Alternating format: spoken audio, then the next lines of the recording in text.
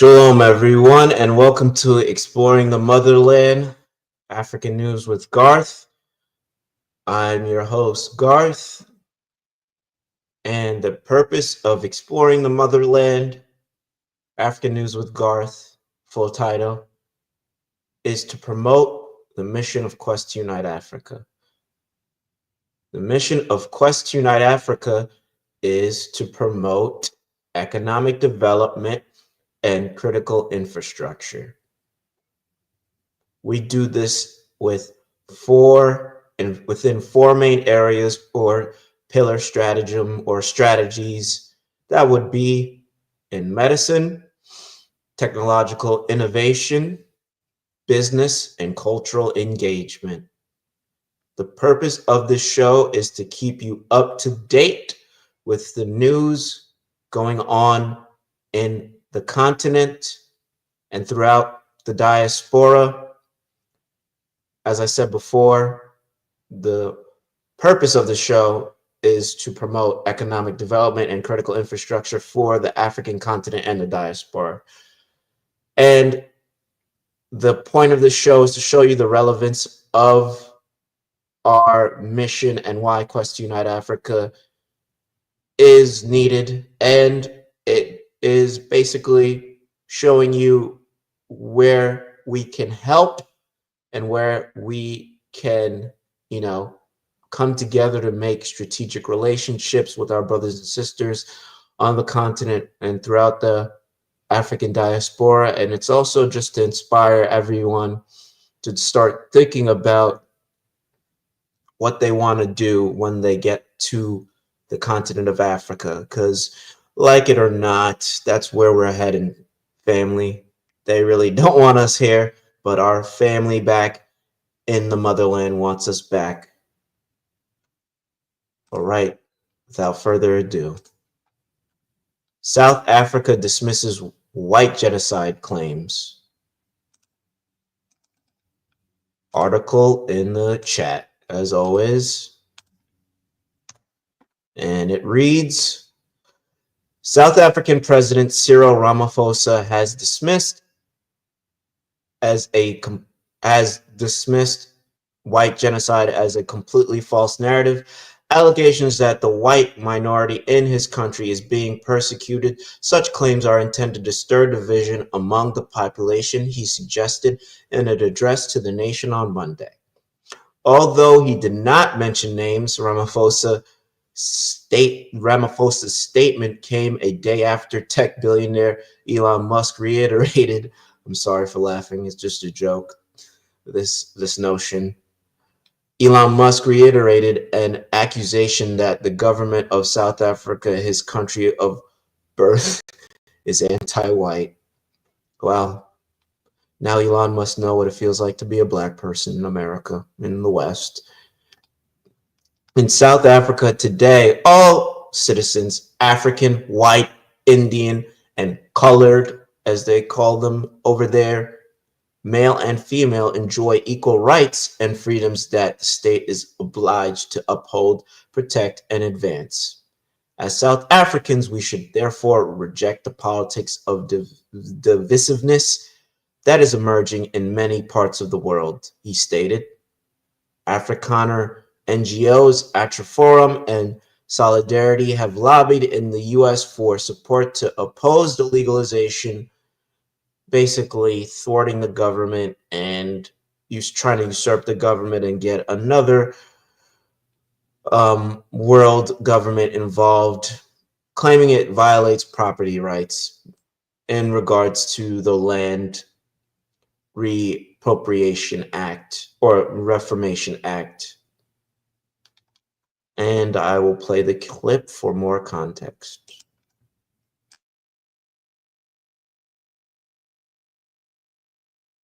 Now, in the backdrop of diplomatic tensions between the US and South Africa, Elon Musk has once again accused the South African government of racial discrimination. Musk accused the South African government of, quote, promoting white genocide in South Africa.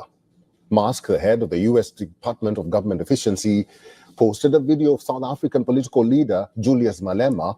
The video purportedly shows Malema leading supporters who are singing a controversial song from the apartheid era. Mask has described an incitement to violence against white farmers. Notably, the 1960s incidents marked the country's anti-apartheid struggle. Mask has been accusing the South African government of passing a law that legalizes snatching property from white people in the name of land reforms. He also claimed that his company, Starlink, has been denied license to operate in South Africa because he's not black. South Africa has strongly refuted Mask's claim on Starlink being blocked in South Africa over racism. A native of South Africa, Mask attended school in the South African capital Pretoria before emigrating to Canada in 1989. He later moved to the US and acquired US citizenship within weeks of taking office as US President Donald Trump suspended US aid to South Africa over its land reform policies and its genocide case against Israel at the Wild Court.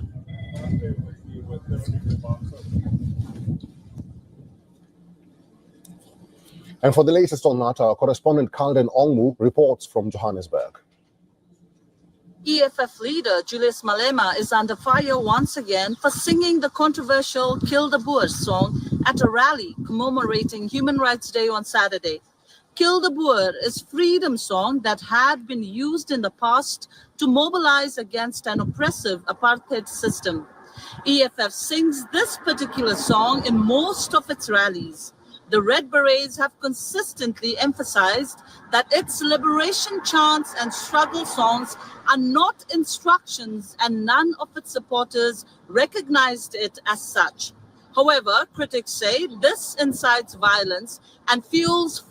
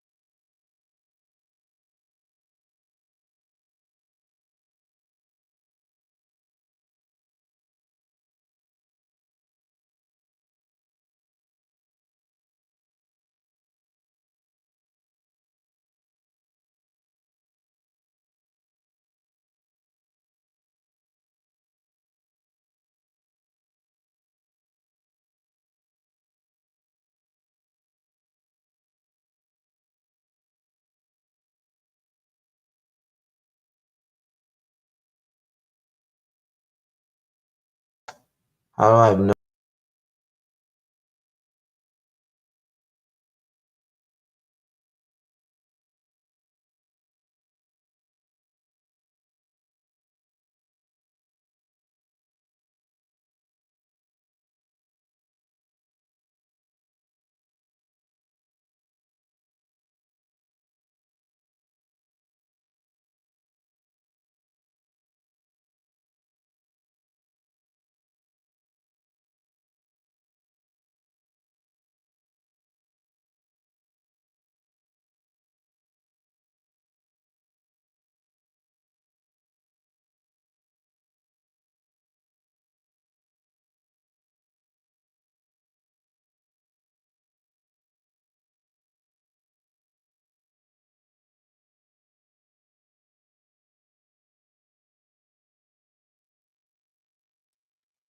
Hello, can you hear me now?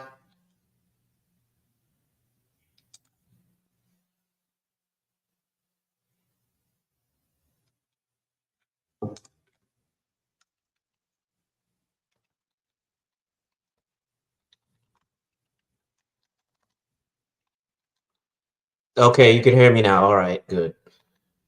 Okay, good. All right. So like I was saying, as Kaminava said, once again, he did this before. That's all they could do. That like they don't have any innovation in their tactics. They have no, they're not going to repent or change their ways. They're going to always gaslight and try to impose their will on our brothers and sisters in the continent and in the diaspora. But as I said before, it's not working. Where lines are being drawn because they've crossed the line for too long. That's what I said.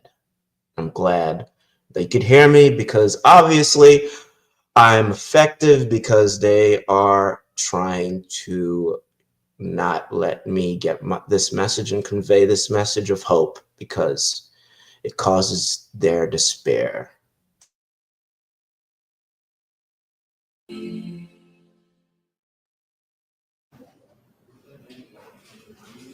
We begin with the latest in US-South Africa tensions. South African President Cyril Ramaphosa has once again pushed back against claims from US President Donald Trump and tech billionaire Elon Musk that a white genocide is taking place in South Africa. Ramaphosa strongly rejected these accusations, calling them false narrative during his weekly address. He urged South Africans to challenge the idea that any racial or cultural group is being targeted for persecution. Now, while he didn't take names, his remarks were a clear response to Trump's allegations that the South African government is persecuting white minority Afrikaner group by encouraging violent attacks on their farms and seizing their land. Last month, Trump issued an executive order cutting US funding to South Africa as a punishment. He also offered Afrikaners refugee status in the United States. The commander-in-chief's buddy Elon Musk, who is a South African-born tech billionaire, has also repeated these claims frequently. Just this weekend, he accused South African leaders of actively promoting white genocide. He pointed to a recent rally by the leftist Economic Freedom Fighters, or the EFF party, where leaders sang a controversial apartheid-era song with the lyrics, "Kill the Boer." And in South Africa, Boer is a term for a white farmer. After the tech billionaire, US Secretary of State Marco Rubio also weighed in, calling the chant a call to violence. While the modern use of the song has been criticized by some in South Africa, a 2022 court ruling found that it does not constitute hate speech, as there was no proof it incites actual violence. Now the EFF party says it's a historical anti-apartheid song that shouldn't be taken literally. But as tensions grow over the treatment of South Africa's white minority, President Trump has nominated a new US ambassador to South Africa. He has appointed conservative media critic and pro-Israel commentator Leo Brent Bozell. Now, Trump has been a vocal critic of South Africa's stance on the Israel-Hamas war, particularly its decision to accuse Israel of genocide in Gaza at the International Court of Justice. And Bozell's nomination first post. Great to be here. I don't Thanks even for want to inviting me. touch that topic. I Mr. just Majosi, want US to talk President about Donald South Trump Africa. and his allies claim that a white Because, genocide is being encouraged in South Africa. Considering the country's crime statistics, how credible are these allegations for a targeted campaign against white farmers? No, there is no genocide in South Africa. There is no white genocide. I think to put it like that is totally wrong. There is no white genocide, but there has been concerning attacks on farmers, right? There has been concerning number of murders on farmers. Even the editor of Politics Web, James Mayberg, he put together some numbers years back. So there have been people who have been looking into the numbers. So there has been concern around the farm attacks, the farm murders, but to say there is a white genocide, that is totally misleading. There is no white genocide in South Africa. Anybody who says that there is a genocide against the white population in South Africa is totally wrong. There has been, though, the concerning a significant, numbers that are a significant issue around the farm matters. And I must say here that it's very important to point out that amongst the things that have been concerning is that there has been very much a very disturbing rhetoric 30 years into our democracy. When it comes to some politicians chanting the songs around the kill the Boer, kill the farmer, those things have been quite concerning for many people in the country, including many within the white population itself. Many of us, they do believe that 30 years into our democracy, we shouldn't be singing these songs. They may have been relevant back then, before we got democracy, but now we're a democratic nation. We have to ensure that everybody feels safe and we build forward. Now you say there's no genocide, but what role does South Africa's historical context play in shaping perceptions of race? All right. So press 1 if you can hear me, or 2 if you can't, because obviously they really don't like me on this topic because it's ridiculous. This is funny. Please let me know so I could keep on going, because someone's saying they can't hear me. Okay, all right, so I'll go further. So that guy is kind of a puppet, and kind of, he doesn't want to say the truth. There's no claim of, let me say, apple vinegar side in South Africa. The claims of white apple vinegar side made by the white South Africans is being enabled by America, and it's basically just a tactic for the West to continue its power. As a result, the South African government must draw a line with America and Afrikaners. That means that those who are criticizing the government should be held accountable, because what they're doing is invoking mutiny and civil unrest. The majority population in South Africa is Black, and this law, this Reformation law, is to rebalance the power in South Africa, rebalance the injustices of the past, because 90% of the land in South Africa is owned by the white South Afrikaners, and obviously they're not indigenous to the land. So in order for South Africa to progress economically, there needs to be more access to land for the majority of the population. And obviously they'll do anything and everything to stop that recalibration, because they are losing the power they once had. Okay, good. All right. Next topic. And it also is basically what's going on. And this is basically a reverse of what they're doing here in the West. They're trying to push us out, all while they are seeking refuge in America. It's kind of funny how everything is reversing. I'll put this article in the chat as well. And this is a BBC article.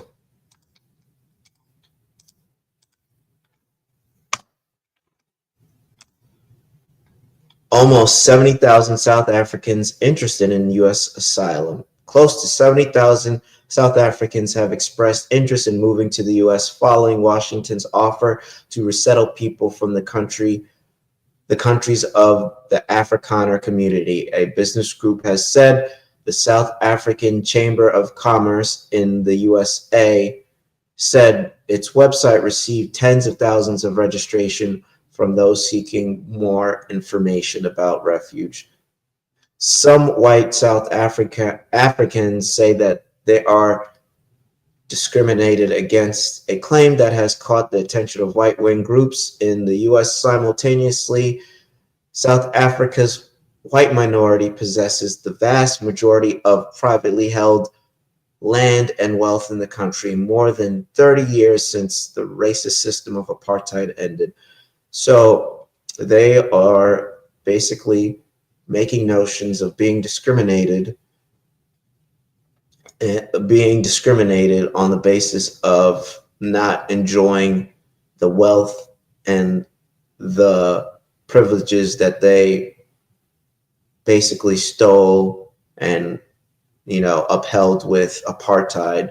So now they are crying foul because, everything is being reversed. The South African government is redrawing the lines of what it means to have land and private wealth in South Africa. Obviously, they don't like that.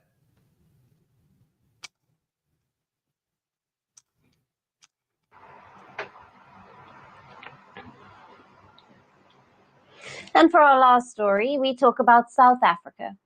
As US-South Africa ties hit to rock bottom over land reforms, US President Donald Trump has an offer for white South Africans. Trump wants to give them refugee status in the US, as he believes that they are the victims of unjust laws back home. While the leading groups representing white South Africans have refused the offer, the idea has definitely turned heads. Nearly 70,000 South Africans have shown interest in Trump's plan. So, what happens next? Watch our report for more. Age of America begins right now. US-South Africa ties are on a roller coaster, but without the thrilling highs, they seem to be stuck downhill. Within just 2 months of his second term, US President Donald Trump has picked a bone with quite a few countries. South Africa is among the top few. Trump says South Africa's land reforms are anti-white and the government is confiscating land. Allegations which the Cyril Ramaphosa government has repeatedly denied, but it has only fallen on deaf ears. Trump has unleashed a series of hard-hitting moves against South Africa, like cutting all aid, expelling the South African ambassador, and boycotting the G20 meetings. But from this long list, one has stood out. It's the refugee status for white South Africans, because Trump sees the minority white South Africans with almost 70% of land as victims of racial laws. He has offered them a refugee status in the United States. While the decision caught most people off guard, it seems to have garnered some attention as well. Almost 70,000 South Africans have expressed interest in moving to the United States following Washington's offer. This is as per the South African Chamber of Commerce in the USA, a group representing South African business people living in the United States.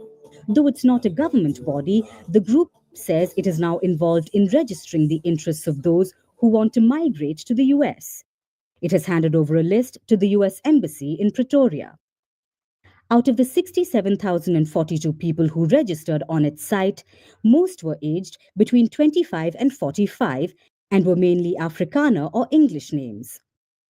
The white population in South Africa is primarily Afrikaans-speaking, descended from Dutch settlers or English-speaking South Africans with British ancestry. Tech billionaire Elon Musk, Trump's so-called first buddy, was born in South Africa and has repeatedly spoken out against the country's land reforms. It's believed that Musk's voice is the one echoing in Trump's ears, shaping his stance on the issue. As Musk and Trump clash with the Ramaphosa government, their stance has found support in South Africa. Last month, hundreds gathered outside the US Embassy in Pretoria to thank the Trump administration for listening to their cause. We are here because Trump invited us to come to America. That's the only reason, and now we're going. Definitely going. If I do get the chance to go, it won't be like a charity case. I would take all my assets, I would sell them, go there, maybe start a life for myself, because I don't see starting a family here in South Africa. So, Mr. Trump, thank you so much for noticing that and help making South Africa also great again. But not all South Africans are cheering Trump's plans. Some Afrikaner groups, the same ones that once lobbied for his administration, have now rejected his offer. And for some, Trump's proposals are straight out of fantasy. To me, I think it's either an illusion or a fantasy on Trump to obviously gain more momentum. So will Trump, playing the savior of white South Africans, deepen divisions within the country? Or will South Africans, regardless of background, stand together in rejecting his intervention? Nah, they're not doing it to stand together. They know that they're going to lose a lot of resources in South Africa. All the wealth and land and resources are in South Africa. Why would they want to leave all that and come to America? I mean, the smart ones will know that. All right, next video. White South Africans want to leave the country. This is crazy. Is this going to be a big problem for the race of South Africa? Will the black people suffer from hunger since white farmers are taking their stuff and leaving the country? Will every bank fall on the ground? The hospitals, transportation system all go to the gutter? You better find out about this.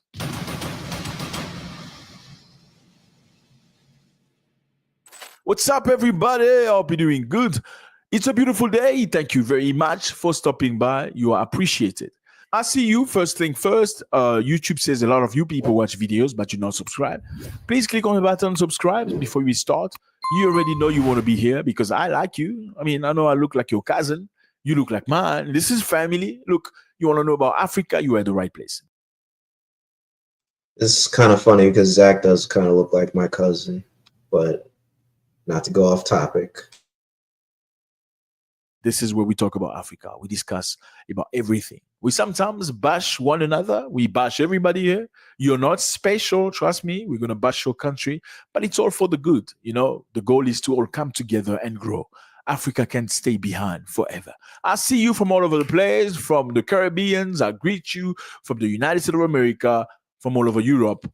I see you. Okay, we are in South Africa.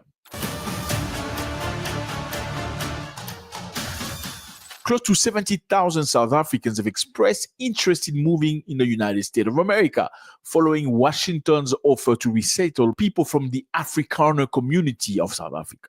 Yes, fellas, 70,000 people have expressed their needs to leave South Africa. How do we know this? South African Chamber of Commerce in the USA, the SACUSA, said its website received tens of thousands of registrations from those seeking more information. Now, what is SACUSA? SACUSA is a group representing South African business people living in the United States of America. They say people who have expressed interest in migrating in the US are aged between 25 and 45 years old. So basically, you have this group of people and company that's based in America with the goal of supporting South African business people that live in America or operate business in America, have received just short to 70,000 requests to help them on how to move from South Africa to the US. Now, why is this happening? Well, if you remember in February, executive order by Donald Trump said Afrikaners or descendants of mainly Dutch settlers who arrived in South Africa in the 17th century could be admitted as refugees as they were victims of unjust racial discrimination in South Africa. So we all know what's happened. Donald Trump came very strong against South Africa, hitting very hard, saying that the way black people are treating white people is genocidal, it's unacceptable. They are taking land from white people, and this is not acceptable. So he hit South Africa with sanctions.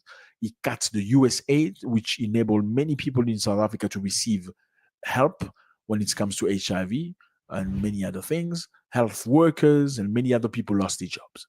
Now, the funding is gone. And now, report says that 67,042 people have registered at SACUSA asking to be helped to transition to the United States of America. How do you feel about that? Will the country go to the gutter? Because Afrikaners, for most cases, are farmers. They are very good farmers. They produce the good, the potatoes, the tomatoes, the carrots, the everything that you put on your plate. In most cases, comes from Afrikaner farmers. Will South Africa suffer from this if these farmers leave the country? Now, will they really leave South Africa, or it's just a way to push a little bit left, right, center so they can get more power and sit properly in South Africa? Some people believe that some Afrikaners, and I say some people believe that some Afrikaners that were benefiting from the apartheid regime are missing that time, are missing the treatment they got, because now it has to be some sort of 50-50. And for people that used to having it all while you have nothing, asking them to do 50-50 feels like oppression. This is what some people believe. Do you think that is the case? Now, how did we get to this place? I know a lot of people are asking, are they white people in South Africa? Well, yes, there are white people in South Africa. Many, many, many years ago, they came to Africa. Okay, so unlike all other white people that came to Africa, Afrikaners, usually descendants of German, Dutch, and French, came to Africa with the goal of funding new homes. They wanted to resettle, to stay forever. Like the British, the Germans, the French, who came to Africa primarily to steal, loot, take minerals, wood, and stuff. All the same people. Oh, you see the pattern. and go back to their country, Afrikaners wanted the new land where they can recreate, they can restart, they can reset. However, they didn't come in peace. Okay, so they didn't want to stay in peace with the black people they found. According to history, they did a lot of negative things to the black people. They imprisoned, beat, forced, did a lot of negative things. In 1913 in South Africa, they signed the Native Land Act. And the Native Land Acts basically say that black people could not own lands anymore. All the land of South Africa belonged to white people. So you're either going to give your lands up or they're going to beat you out of your land. So all the black people that owned land at the time were now forced to go work in a farm that belonged to the white man. Hence why this law was needed and this reformation was needed as a cultural engagement initiative, giving back what was stolen to the South African, the majority of Black South Africans, and allowing them to seek economic progression and also allowing them access to build critical infrastructure for the larger population of South Africa. Because a minority keeping all the land and all the wealth causes a disparity, and a disparity that keeps the country poor and the rich to continue to get rich. That's what it was. So white people in South Africa own about 72% of land, even though they are less than 10% of the population. And that is a big problem. Now, in 1948, the apartheid system became official. Apartheid system is basically where black people and white people don't mingle, they don't sit together, they don't talk to one another like that, they are not friends, they don't eat in the same plate, they don't drink from the same water fountain, they don't travel in the just like here in the good old USA. Same bus, they don't sleep in the same bed, they don't date each other, they don't go to school together. It was crazy. So obviously white people being on top while black people being servants and slaves.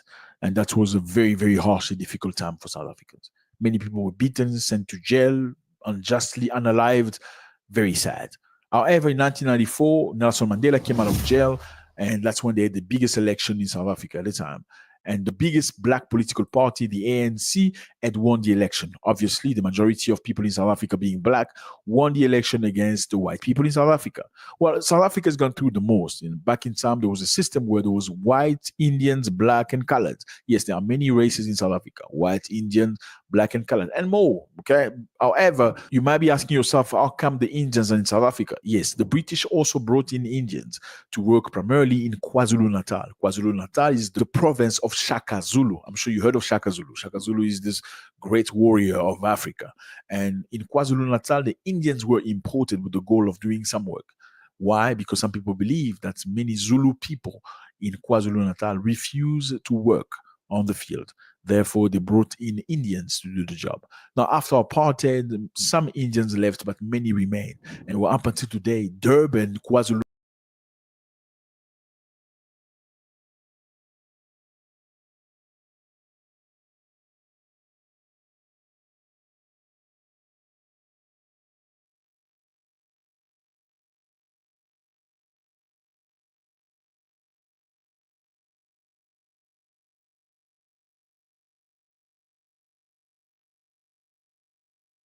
whites, obviously white people being on top. To today, Durban, KwaZulu-Natal is the place where you find the most Indians in the world outside of India. There are many Indians living there. Anyway, now fast track today. Remember back in time, in 1913, they signed the acts where black people could not own lands anymore, or the lands belonged to the whites. Up until today, 72% of the land, it is reported, belong to minority whites. The minority whites are less than 10% in South Africa. Now, the government of Cyril Ramaphosa was trying to find a way to get some lands back. People of South Africa refuse to give the land back. They want to be compensated, so they want you to pay for the land they took. Black people argue that you took the land by force. If not you, your forefathers came and unalived my forefather and took the land by force. However, there's no reason why we should take the land by paying you any sort of money. Now, they find it unfair that the black people of today will ask, will even think about taking the land without having to pay them any money. Now, Cyril Ramaphosa, president of South Africa, wanted to come up with a plan of taking some land because obviously there are some lands in South Africa that belong to white people. Those lands are unoccupied since 1930. I mean, just imagine a big chunk of land, like 10 soccer fields that belong to one person. He acquires it in 1930 and he has done absolutely nothing with it. Now, government says if you have not implemented, you have not invested financially, you have not done anything with the land, can we take the land back so we can do something for the public interest, like building an hospital or building school or building something that will profit everybody in South Africa? Can we do that? Now, the people that own the land, even though for many cases have not done anything to transform the land or invested any money in the land, are feeling like they're being deprived of their rights of the land. Now, who do you think is right? Who do you think is wrong? And that is the reason why Donald Trump came strongly on South Africa, saying, you are taking the land from the white people. You are a racist country. Now, the idea was supported by Elon Musk. Obviously, he's within the ears of Trump, pushing him into that direction. You know what? You need to punish South Africa. Well, many people ask, why would Elon Musk do that? Elon Musk was born in South Africa. Well, some people believe Musk was born in South Africa of a privileged family. His parents had money. His father was very much involved and active during the apartheid regime. He benefited from those stuff. That could possibly be the reason why he hates the fact that things have changed. Now, other people argue that Elon Musk came to South Africa to try implement Starlink. He wanted to get into the market. But the South African government has policies. The policy of South Africa says if you come as a big company, you need to give 30% shares of your company. Not gives, but you need to sell. So it has to be 30%. They must buy 30% from you. You can't have 100%. 30% will go to black people. Why? To help black people rise up. Why? Because they suffered the most in the country. Musk didn't want that. He cannot give that. He says that's racist. And many people feel like because Musk was triggered that way, he's also doing everything he can for South Africa to suffer. Other people believe the reason why we're getting to this is because South Africa took the country you don't name to court. Remember? So they had to make them pay for that. Why? Because Trump is the biggest fan of the country you don't name. And you don't name that country. Why? Because if you name the country, your video gets shadow banned. Shadow banned means let's just slow it down. Thank you, Zach, for Let me know if you know about doing this. that. For my 67,000 right. white South Africans have expressed the need to leave the. All right, and I let him cook because that was a brilliant overview, and how he was talking about how they brought Indians to KwaZulu-Natal to work the fields. They did that in the Caribbean as well. It's funny, they try to use the same tactics, and obviously a line has to be drawn. South Africa could pretend all it wants that they're trying to be diplomatic with the US, but there will come a time when they have to cut ties and start becoming on code like our brothers and sisters in the Sahel, because, you know, they will not stop the exploitation and they will fight to keep their foothold through brutality and slavery, to keep it alive. Basically, they're not going to just let up and, you know, you're going after their system, you're fighting against their system, they're losing power, so this is the only thing they know. Next story.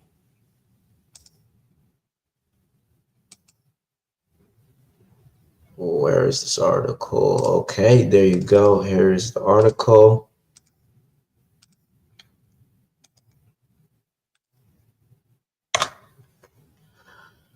River dies after massive acidic waste spill at Chinese-owned copper mine.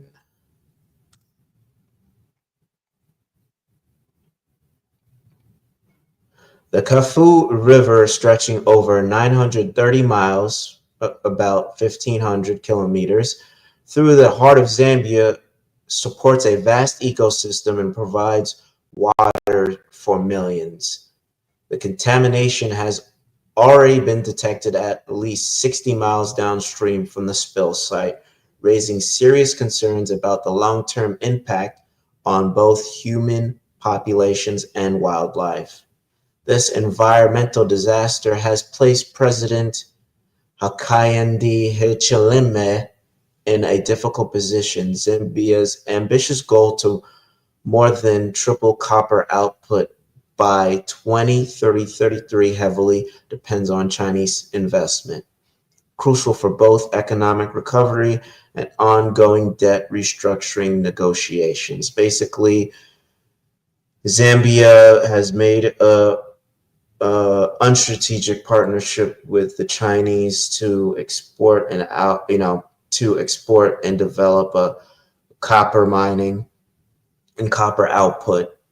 And obviously it hasn't been beneficial to them because the Chinese have disregarded all environmental laws and have basically contaminated this river.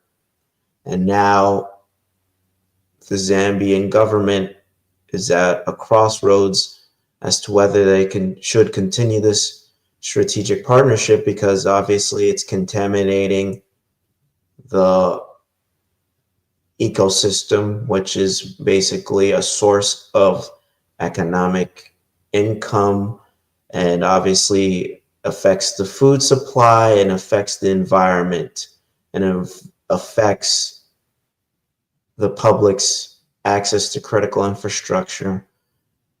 Why would they continue to do business with this company when they do not clearly have any respect for the land, the laws, and its people? I don't know. Again, the Zambian people need to start an initiative that helps restore their land, and they need to advocate for better practices and stricter regulations for foreigners who want to export minerals from their soil. They need to draw a line to protect their environmental sovereignty in order to help procure a better economic future. China poisoning their land makes it harder for them to develop economically and advance their critical infrastructure. It's time to negotiate deals that have respect for their culture and land.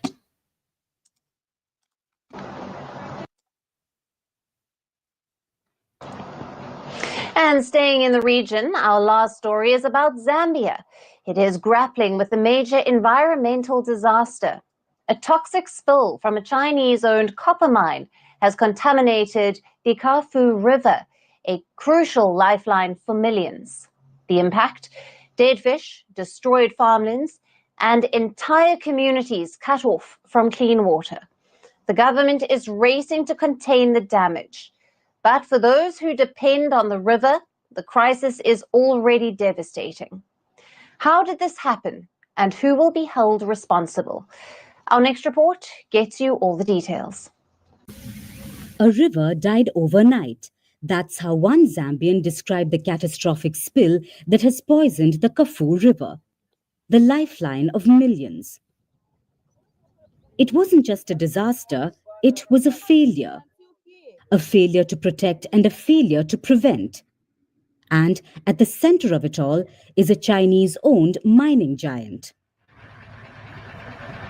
On February 18th, a tailings dam holding acidic waste from the Sino-Metals Leach Zambia mine collapsed.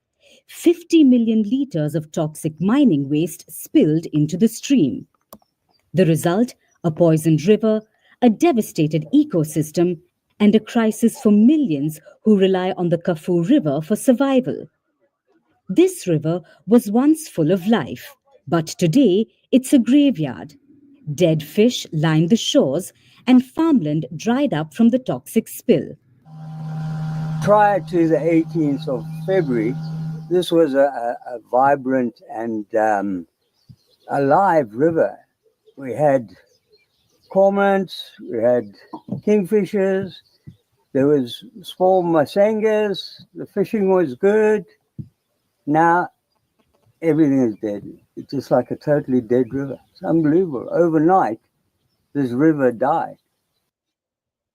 The Chinese-owned mine poisoned more than just the water. It poisoned livelihoods. For farmers like Juliet Balaya, the disaster is deeply personal. Her fish pond, once teeming with life, is now a wasteland. When I went to the fish pond, I found that the lime had flowed through the pond and all the fish had been swept away. I just stood in agony wondering what I would do about the money I spent on the project. I stood there watching because there was nothing I could do. But she is not alone. Thousands of Zambian families have lost everything. The toxic spill forced the shutdown of Kitwe's water supply, cutting off 7,000 people from clean drinking water. And this is not just about Kitwe. The Kafue River feeds the homes of 5 million Zambians. What happens when the poison spreads? Zambia scrambled to contain the damage, deploying the Air Force to dump tons of lime into the river in a desperate attempt to neutralize the acid. Zambian President Hakainde Hichilema called for more help from experts. But this is a wound that cannot simply be covered up.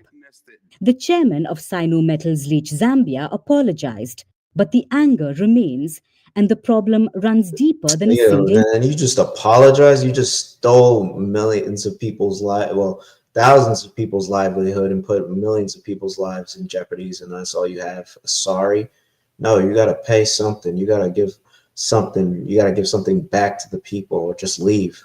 Again, the Sahel is literally doing what needs to be done. If you didn't listen to or tune into my last episode, the Niger now president, because he was now sworn in as a president of Niger, and I'll talk about that next week. But he basically told the Chinese, and I'll talk about that in the next story, that this is our stipulations and rules. If you don't respect our workers or our people or our lands, you could leave. That's basically what they need to do in Zambia.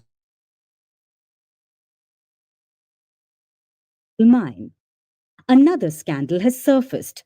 Another Chinese-owned mine in Zambia's copper belt tried to hide yet another acid spill. And in a horrifying revelation, a worker at that mine fell into acid and died. What did the mine do?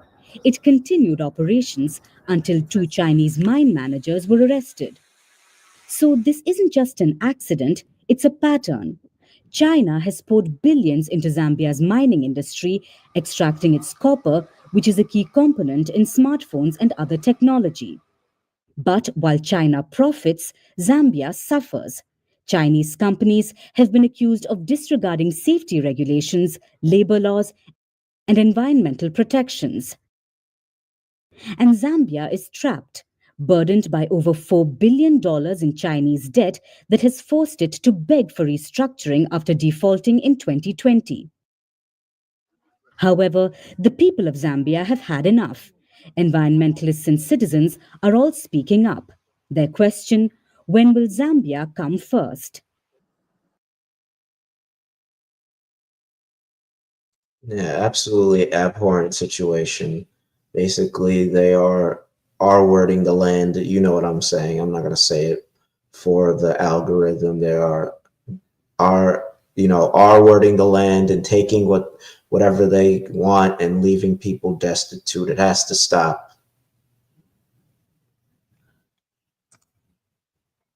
My people, a Chinese mining company has completely poisoned a water stream. This is one of the biggest waters available in Zambia. The poison has killed all the fish in the water and has rendered this water stream undrinkable to the people of Zambia. This is unacceptable. Then we're going to go to Niger. Niger is pulled out of an organization called OIF, which is a French group of organizations that brings acidic heavy metal waste to Zambia for business. They don't play. They murder. Tailgating dam collapsed at the mine run by Sino Shambishi copper mine into the stream connecting to the Kafue. So basically a tailgate that holds waste from a mining company. Acid, heavy metals, and poisonous substance has broken, therefore pushing all that waste, about 50 million liters, into one of the biggest streams in Zambia, the Kafue. The tailgating dam collapsed at the mine run by Sino Metals Leach Zambia, which is majority owned by the Chinese state-owned China non-ferrous metal. The spill raises alarm among Zambian authorities, including the president Akiande Ichilima, who called for help from experts and said the leak is a crisis that threatens people and wildlife along the Kafue. So this is crazy, fellas. Now, the Chinese are in Zambia for business. They don't play. They're murdering business in Zambia. No doubt about that. Now, the spill has been something many experts expected. This acidic heavy metal waste that went into the stream killed all the fish, killed all wildlife, killed everything. Now, people in Zambia, about 5 million of them, depend on this stream for their drinking water. So they have no access to drinking water right now. Reporters who visited part of the river confirmed that dead fish could be seen washing off the banks about 100 kilometers downstream from the mine run. When I went to the fish pond, I found that the lime had flowed. Chinese FDI in Zambia mining sector is about $3 billion. Right until now, Zambia owes China about $6 billion. So the Chinese are in Zambia for business and they're not playing. And many people criticize the Zambian government about that.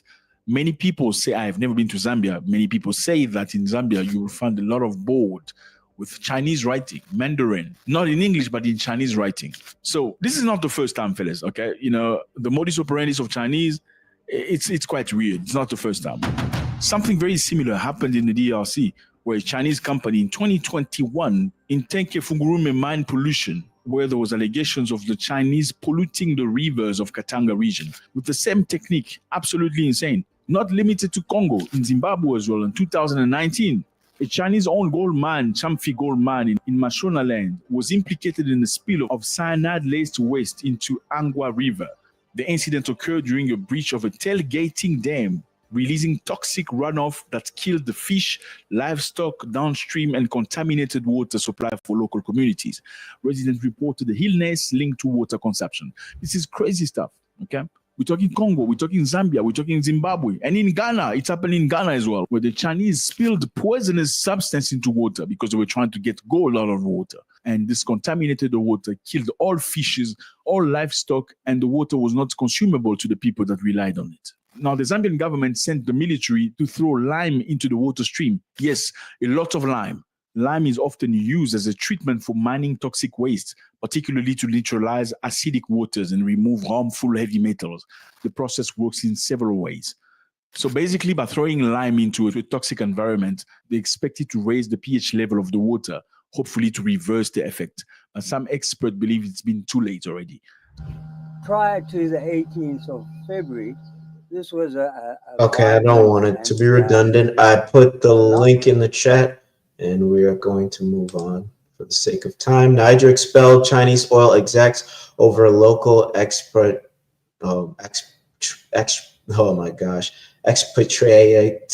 pay gap. Expatriate pay gap, minister says. Yep, close enough.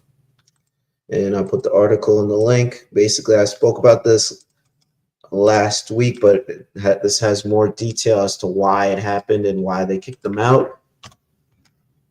And the article says Niger expelled the 3 Chinese oil executives in a dispute over disparities between the salaries of expatriate staff and lower paid local workers.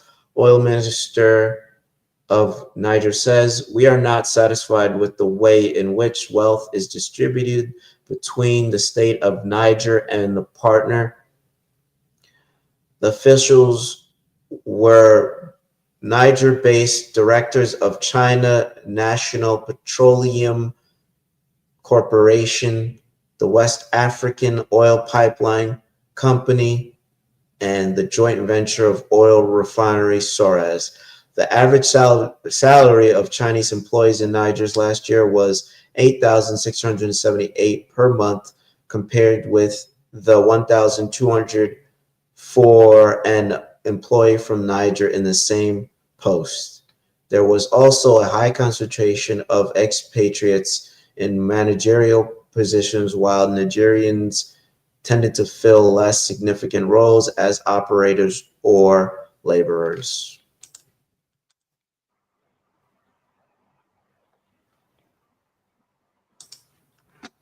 And shifting our focus to some news from West Africa, the junta-led authorities in Niger have expelled 3 Chinese officials working in the oil sector in the country. Reports suggest the officials were Niger-based directors of the China National Petroleum Corporation, or the CNPC, the West African Oil Pipeline Company, and Soraz, a joint venture oil refinery. Now, the top Chinese officials in these companies were given 48 hours to leave. Niger's oil minister later said that the expulsions were linked to a dispute over salary disparities, with expatriate staff earning significantly more than local workers. He stated the junta was not satisfied with the distribution of wealth between the state of Niger and its partners. He also criticized the high concentration of expatriates in managerial roles, while local workers filled the lower-paying operational and labor positions. The minister said that there had also been several attempts to address the issue, but the disparities had persisted, prompting the expulsions. However, he emphasized that the government remains open to discussions with its Chinese partners. Now, to put this into perspective, the average salary of a Chinese employee in Niger last year was a little over 8,600. Respect, respect, respect. Brother, put some respect on my name. Before we start this video, number one, respect is very, very important. And how do you show me respect? You show me respect by subscribing. That's number one. You can't be watching my videos every single day and not subscribe. When you subscribe, you show me respect. So please click on the button, subscribe. Number two, how you show me respect? You click on the up finger button. That's how you show me respect, my brother. I'm saying respect, but respect. Well, respect sounds more like it's respect, American. Respect. Respect. Respect is very important. I mean, everybody loves to be respected. I think respect is a currency. The best way to get somebody's attention, you show them respect. Or respect. I'm very confused now. Respect and respect. Again, here at Q2A, again, what Zach is saying is respect. We want to respect our brothers and sisters on the continent because we are kin and we understand and we want to come together and make mutual beneficial strategic partnerships. That's how you show respect instead of doing what the Chinese are doing in Zambia and what they were trying to do in Niger, which now the Niger government isn't having it, saying we could renegotiate, but until you get your act together, you are no longer permitted to do business here. Just like they did in Mali with Barrick Gold Mine, and Niger also did this with the French for a uranium company called Orano. You could all look that up for your own education. It's literally a pattern. The resistance, the lines are being drawn as the show title signifies. Oh my gosh. But let me stop rambling and let Zach talk. Respect. Anyway, the best way to consider somebody is via respect. You need to respect people to get respect back. I respect you. That's why I'm here every day pushing it for you. I understand there are other things, but yeah, I push it for you because I know you come every single day. So I don't want to disappoint you. I want you to come with positivity, happy to find good things, because I know you're going to find good things here. There are thousands of videos on YouTube, but you choose to come here because I know, number one, not just you like me, you respect my view. That's why you come here, because you know what's going to come out of my mouth is going to be something that makes something solid. Okay, so we are in Niger, this country right here. Beautiful place, lovely people. Respect is everything. Okay, respect is very, very important. Niger has ordered 3 Chinese oil officials. Please, if you subscribe, please don't click on the button, okay? I'll pick it up. Thank you. And like. They've ordered 3 Chinese officials out of the country. This is Niger. We've spoken a lot about Niger. We're going to speak about countries that are doing good things in the motherland. They've chased out 3 officials of Chinese nationality. They've ordered 3 Chinese officials working in the oil sector to leave the country. The Chinese officials were given 48 hours to leave the country. They have left today. Now, the question you're asking yourself is, why have they ordered them out the country? They've ordered them out the country over a dispute for local staff pay and the pace of work on project. Let me repeat myself. They've chased them out of the country for the pay they're giving the local people. They dispute over pay, okay, over salaries, and for the work pace they are forcing the people to do. What does that mean? The government is looking after the people. Unlike what used to happen in the past and what still happens in many African countries, a foreign company with foreigners cannot come into the country and impose the rules and mispay the people and mistreat the people like they used to do in the past. Well, I mean, alternatively, they could have said, okay, let's have a meeting. Why are you mistreating the people? Why are you not paying your people appropriately? They didn't do that. They asked them to leave the country immediately. This is respect, my brother. That's how you make yourself respected. Unfortunately, Africans cannot do that. In many African countries, it's sad.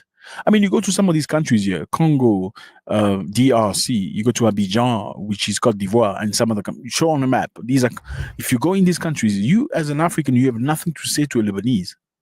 A Lebanese can slap your face. No, I'm telling you the truth. You can double check that. A Lebanese who doesn't like your face can just slap your face. Idiot!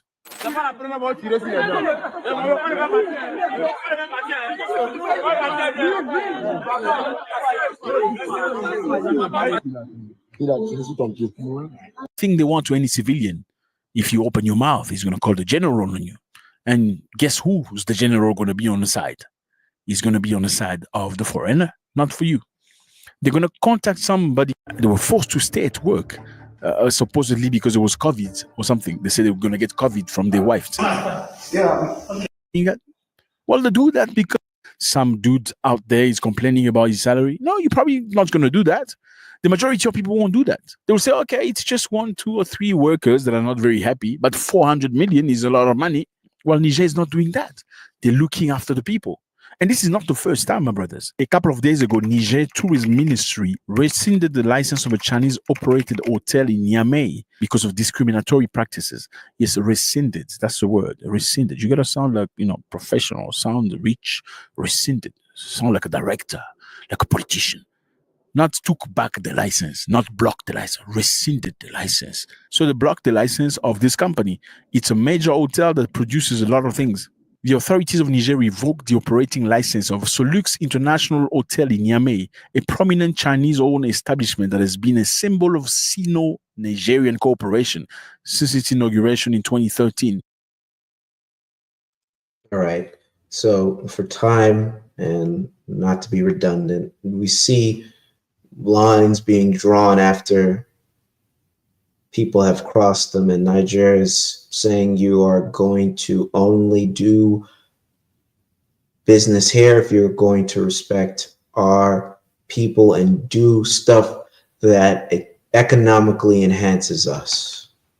Okay, next story. And personally, my favorite story, Ibrahim Traoré. Burkina Faso leader Ibrahim Traoré rejects Saudi Arabia's proposal to construct 200 mosques. And I will just put the article in the chat and give me 1 second.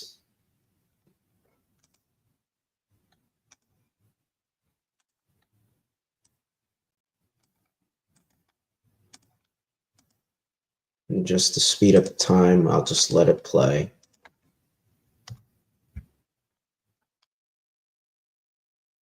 In a move that reverberates across the continent like the drums of our ancestors calling us to rise, Burkina Faso's revolutionary leader, Captain Ibrahim Traoré, has once again proven why he stands as a beacon of hope for a new Africa. Reports have surfaced, and the echoes of truth are loud, that this young, fearless president has turned down an offer from the Kingdom of Saudi Arabia to construct 200 mosques across Burkina Faso.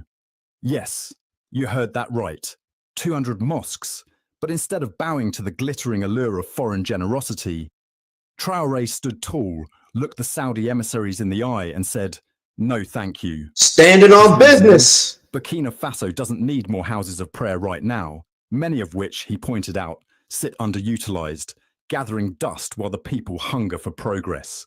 What his nation craves, he declared, are schools to educate our children, hospitals to heal our sick, and businesses to employ our youth. In one bold stroke, Traoré has reminded us all what true leadership looks like.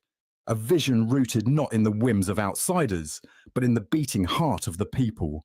This is no small thing, brothers and sisters. In a world where African leaders too often trip over themselves to accept crumbs from the tables of foreign powers, be it the West, the East, or the oil-rich Gulf, Traoré's defiance is a clarion call. It's a rejection of the old script, the one that has kept Africa on its knees for centuries, begging for handouts while our resources are plundered and our potential is stifled. Here is a man who understands that sovereignty isn't just a word to toss around at summits. It's a living, breathing commitment to the upliftment of your people. By urging Saudi Arabia to redirect its resources into projects that foster long-term development and self-reliance, Traoré has drawn a line in the sand. Africa will no longer be a dumping ground for the agendas of others. We will chart our own course, build our own future, and define our own priorities.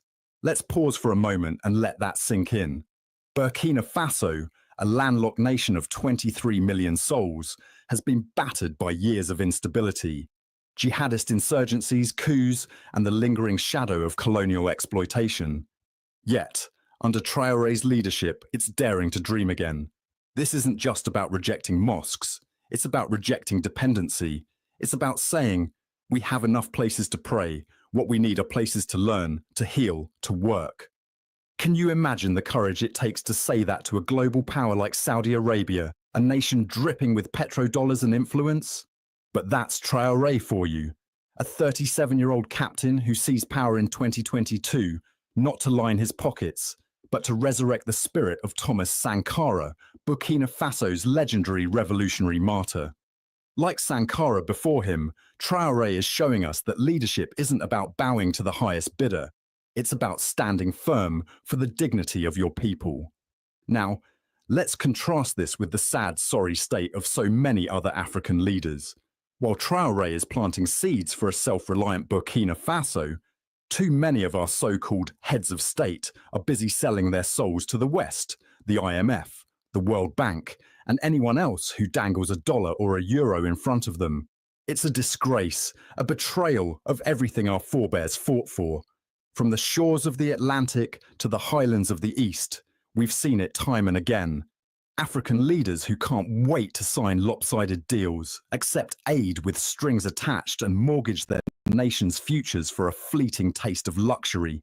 They roll out the red carpet for foreign corporations to plunder our gold, our oil, our timber, our land, while their people starve, their children go uneducated, and their hospitals crumble. These are the men, and yes, they're mostly men, who've turned independence into a hollow shell, a mockery of the dreams of Nkrumah, Lumumba, and Nyerere. Take a look at the evidence if you dare. Across the continent, leaders have become addicted to the West's poison chalice.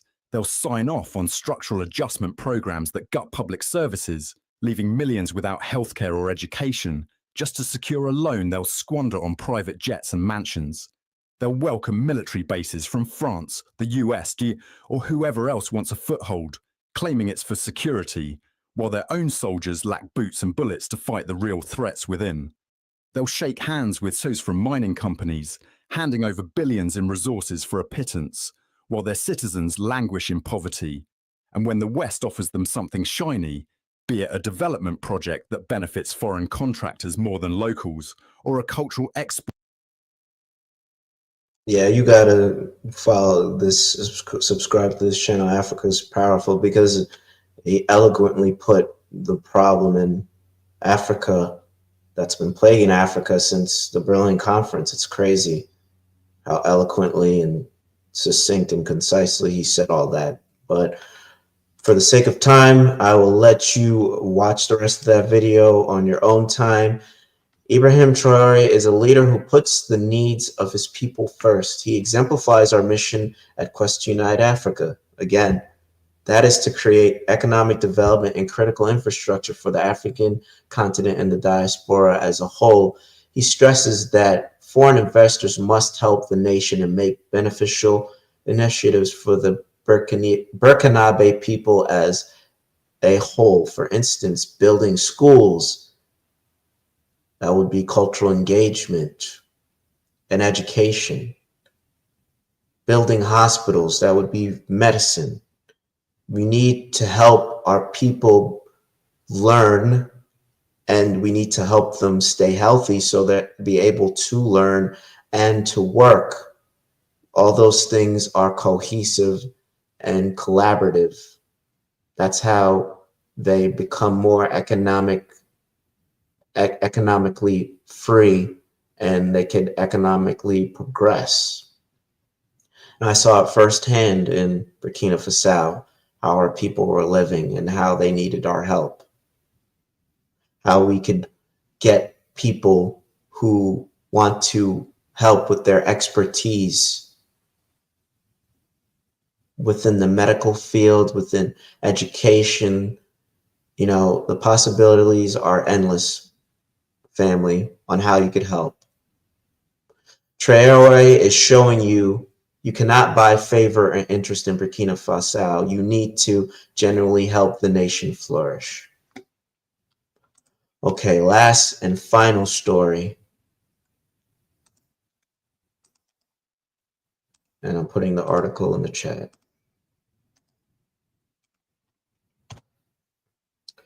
Namibia introduces mandate visa requirements for American tourists and 33 other nations, primarily Western nations. And you could read the article on your own time. And I'm just going to play the videos that will basically convey what's going on.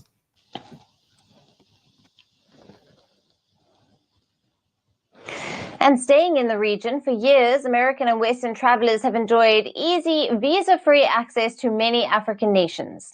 But now, Namibia is flipping the script. In a move that signals growing frustration over unequal travel policies, the country is introducing new visa requirements for US and other Western allies and visitors. Now, the officials say that it's about fairness and reciprocity, a step toward equality in global travel. But what does this mean for Namibia's tourism industry? Our next report breaks it all down. In the southern African country of Namibia, the government has announced a significant policy shift, one that requires visitors, especially from the United States and other Western countries, to apply for a visa before entering the nation, known for its breathtaking landscapes, wildlife, and the world's oldest desert. Beginning April 1st, American travelers will need to apply for a visa in advance using Namibia's online visa portal. But those arriving at major entry points like airports and high-volume border crossings will still have the option to purchase a visa on arrival, according to the US Embassy. This brings an end to a long-standing visa-free policy, which previously allowed US tourists to stay up to 90 days without a visa. But this isn't just about tourism. It's a diplomatic tit-for-tat move. Backed by Namibia's first female president, Netumbo Nandi-Ndaitwah, who took charge last week. Her government is taking a stand against the United States and other Western nations that deny visa-free entry to Namibians. And this move didn't come out of nowhere. Last May, Namibia announced it would require visas from nationals of countries that don't reciprocate visa-free travel for Namibians. A total of 31 countries, including the US and the UK, were listed under this policy shift. Moreover, this decision comes amid growing frustration across Africa over strict US visa policies. Just last month, the US released its 2025 visa waiver list, granting visa-free entry to travelers from 40 countries. But not a single African nation made the cut. And for Africans, securing a US visa has never been easy. The process involves long applications, expensive fees, and high rejection rates. Meanwhile, tourists from the United States have had it relatively easy, walking into African countries without a visa or at most paying a small fee upon arrival. And social media has taken notice of this. Many users are applauding Namibia's move, calling it a long overdue push for reciprocity. Others see it as a bold stand against Western dominance. But not everyone agrees. Some worry that even a small drop in high-spending American visitors could impact investment and tourism in the country. Tourism is a big business for Namibia. The country welcomed more than 800,000 international visitors in 2023. Among them, 22,500. All right, next video, real quick comment. I mean, why would they worry about tourism? How about they will allow the diaspora to come there and spend and invest instead of worrying about tourists who don't align with your values or cultures, nor do they care about them. The visa requirement is needed in order to make sure people are there and not over-welcoming their stay and are respecting the laws and sovereignty of the nation. That's how you stop colonialism on paper. In a move that has sent shockwaves through the corridors of Western power and ignited a fire of pride in the hearts of Africans everywhere, Namibia's freshly minted president, Netumbo Nandi-Ndaitwah, has thrown down the gauntlet. With the fearlessness of Burkina Faso's revolutionary lion, Captain Ibrahim Traoré, this trailblazing woman, Namibia's first female leader, has declared that starting April 3rd, 2025, US citizens will no longer waltz into her nation without a visa. Yes, you heard that right. The days of Western privilege on African soil are numbered, and Nandi-Ndaitwah is leading the charge with a boldness that echoes the thunder of our ancestors. This is no timid policy tweak. This is a seismic shift, a roaring proclamation of sovereignty that reverberates from the dunes of the Namib Desert to the shores of the Atlantic. For decades, Namibia has flung its doors wide open to tourists from the United States and other Western nations, welcoming them with open arms and visa-free entry for up to 90 days. It was a gesture of goodwill, a strategy to bolster tourism, a lifeline for Namibia's economy, and a nod to the global image of a hospitable Africa. But no more. President Nandi-Ndaitwah, barely a week into her historic tenure, has turned the tables with a policy rooted in the sacred principle of reciprocity. If Namibians must jump through hoops, endure humiliating visa interviews, and shell out exorbitant fees to visit the United States, then by the gods of justice, Americans will now taste the same medicine when they set foot in Namibia. Let's be clear, this is not just about visas. This is about dignity. This is about a proud African nation standing tall and saying, enough is enough. For too long, Western nations, cloaked in their arrogance and fortified by their colonial legacies, have treated Africa as their playground, a continent to exploit, dictate to, and condescend toward. They've imposed harsh visa regimes on our people, forcing us to grovel at their embassies to prove our worth, to beg for entry into their lands as if we're lesser beings. Meanwhile, their citizens have strolled into our countries with impunity, their passports a golden ticket to unrestricted access. But Nandi-Ndaitwah, like Captain Ibrahim Traoré before her, has ripped up that script and tossed it into the flames of revolution. She's not here to play nice with the West. She's here to demand respect. If you've been watching Burkina Faso's young firebrand, Captain Ibrahim Traoré, you'll see the parallels. Traoré, the 37-year-old military leader who seized power in 2022, has become a symbol of African defiance, a David slaying the Goliath of Western imperialism with unwavering resolve. He's expelled French. It's funny that he mentioned David, but I'll go ahead. Troops, cut ties with neo-colonial puppet strings, and dared the West to reckon with a Burkina Faso that bows to no one. His courage has inspired a generation, proving that Africa's youth, and now its women, can stand toe-to-toe with the so-called global powers and not blink. Nandine Ndaitwah, at 72, brings a different flavour of that same audacity. She's no stranger to struggle. She cut her teeth as a freedom fighter with SWAPO, battling apartheid South Africa's chokehold on Namibia when she was just a teenager. She's faced exile, detention, and the weight of a male-dominated political arena, rising through the ranks to become a titan in her own right. And now, as president, she's channeling that warrior spirit into a policy that screams, Africa will no longer be your doormat. Like Traoré, she's unafraid to ruffle feathers, to stare down the United States, a nation that sees itself as the arbiter of global rules, and say, if you demand visas from us, we'll demand them from you. Fair is fair. The West, predictably, is clutching its pearls. Whispers of economic sabotage and tourism decline are already floating from their think tanks and media outlets.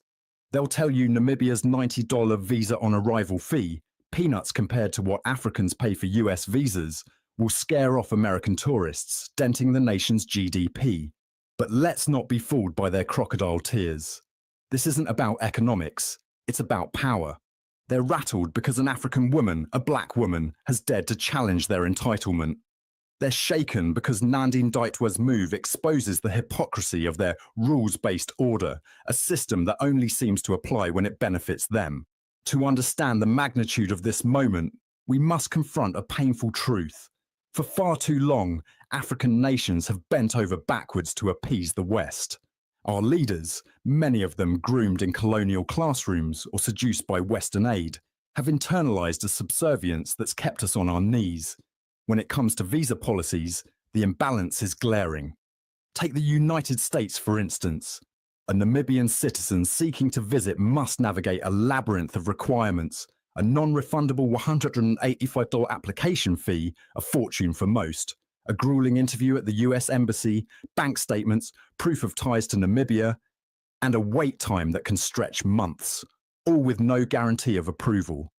Rejection rates are sky high, and the process is designed to humiliate, to remind us of our place in their world. Contrast that with the American experience in Namibia until now. They'd land at Hosea Kutako International Airport, flash their passports, and breeze through immigration, no questions asked. The same story plays out across Africa, the UK, France, Germany, name any Western power, and you'll find their citizens enjoying visa-free or visa-on-arrival access to our nations, while our people face visa denials, racial profiling, and outright disdain when we dare to knock on their doors. Why? Because we've been conditioned to believe that their approval is our validation, that their tourists and investors are our salvation. This double standard isn't accidental. It's a vestige of colonialism, a tool to keep Africa in check. Western nations have long assumed they can do as they please here. Extract our resources, dictate our policies, destabilize our governments, while we're expected to smile and say, thank you. And when we travel to their lands, they treat us like potential criminals, scrutinizing our every move. Yet, when they visit us, we roll out the red carpet. It's a sickening asymmetry, a relic of a time when they drew our borders and claimed our souls. Enter Nandine Ndaitwah, stage left, with a vision that flips this narrative on its head. Her new visa policy isn't just a tit for tat, it's a declaration of self-respect. Starting April the 1st, 2025, Americans and citizens of 32 other non-reciprocating countries will need to apply for a visa, either online or on arrival, and pay $90 for the privilege of entering Namibia. It's a modest fee, a fraction of what Namibians endure, but its symbolism is colossal. It says to the West, you don't get to treat us like second-class citizens while we treat you like royalty, not anymore.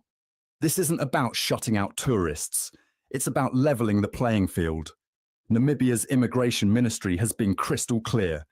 We've extended goodwill to your nationals, but you've not reciprocated. Now, we're ensuring parity and fairness. And unlike the arduous US visa process, Namibia's system is streamlined. Apply online or pay at the border, get your 90-day visa, and go enjoy the dunes and wildlife. It's reciprocity with a smile, but make no mistake, it's a line in the sand. Across Africa, this move is being hailed as a wake-up call. From Accra to Addis Ababa, People are buzzing with pride. Finally, a leader with backbone, they say. All right, just for the sake of time, you all could watch that video.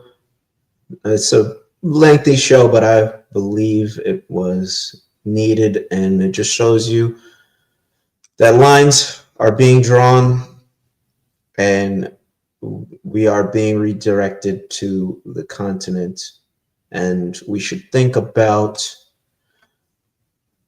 creating ideas that could help us come together so Africa and the diaspora could economically progress.